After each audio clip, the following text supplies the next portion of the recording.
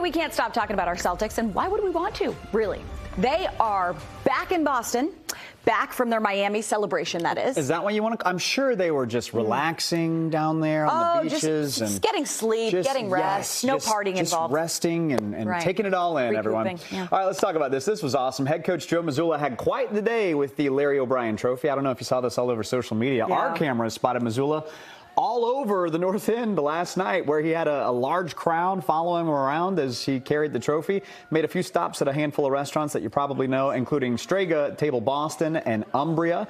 He also stopped by No Anthem Boxing and Strength in Newton Wednesday afternoon, where he regularly trains. Very cool. It's pretty cool, right? Yeah. Surprised a handful of kids there who got to see the trophy in person. We spoke exclusively with one of the gym's owners.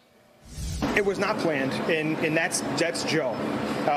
And yeah, kids were certainly surprised. I personally was not surprised knowing Joe, and the fabric of what makes Joe as a man. I think it was really important to him to share this special moment with the community that he loves. I think this is awesome here. Meanwhile, the C's arrived at Hanscom Airport in Bedford earlier in the day. They made it their mission to travel to Miami as motivation for their Game 5 win on Monday.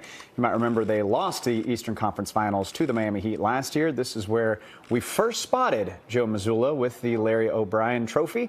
Here's what he had to say. Coach, any thoughts for the fans as we get ready for the parade? Just grateful to the city. Thank you. Thank you, Boston.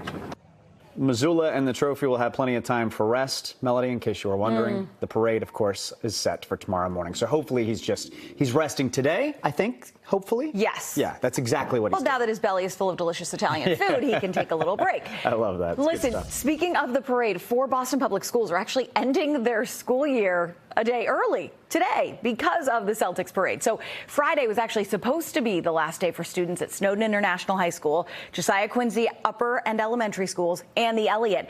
But the district says street closures and more traffic down there would just make it really difficult for students to even get to class. The rest of BPS, well, they're not as lucky. They're going to have their last day on Friday as planned. It is a half day, though, which means students will be leaving mid-parade. They could still catch some of it. Yeah.